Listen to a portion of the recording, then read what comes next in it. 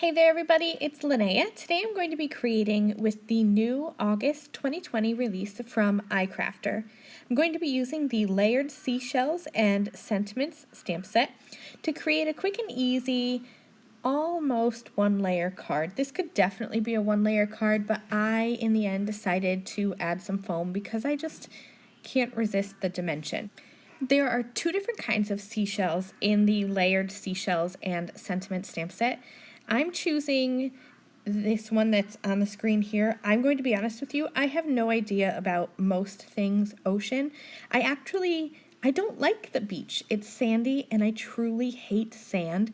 So I don't know which one this one is. I like fake seashells. Stamped seashells, awesome. Real seashells, I don't know, they're just not my thing, but I love them on paper. So I decided to stamp these out. I'm starting with the Tropical Pool Hybrid ink from iCrafter, and I'm just using this main base image stamp, and I'm just going to stamp 3 of them in the background of my card, and I'm stamping on a light blue piece of cardstock. Now, like I said, this is a layered stamp set, so I am coming in here with the second layer.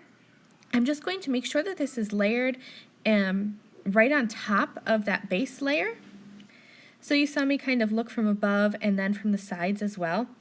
This time I'm stamping with Sky Sail Blue ink.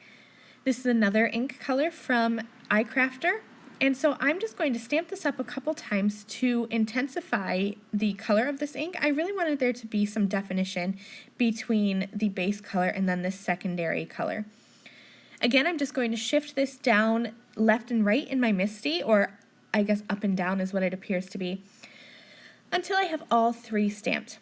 Now I'm going to come in with the last layer, and for this layer, I didn't have an iCrafter ink color that was slightly darker. I could have used purple, but I didn't think that that would give me the look I was looking for, so I decided to go with a highlight instead. So I'm going to stamp this 3rd layer with a sticky, clear embossing ink and heat set it with white powder. So you're going to see here I'm just sprinkling on the embossing powder, and I did make sure to treat my cardstock piece with a anti-static powder tool first. And look at this, it looks really like it's kind of covered in sand. You could have used like a cream embossing powder and it would look like these little blue seashells have sand on top of them. Just using my heat gun to melt the powder until it turns white and then letting that go. And then I will come in with a sentiment, heat emboss that on the bottom. I added some foam and some gems, and this card is all finished. Thank you guys so much for watching. I'll see you again very soon. Bye!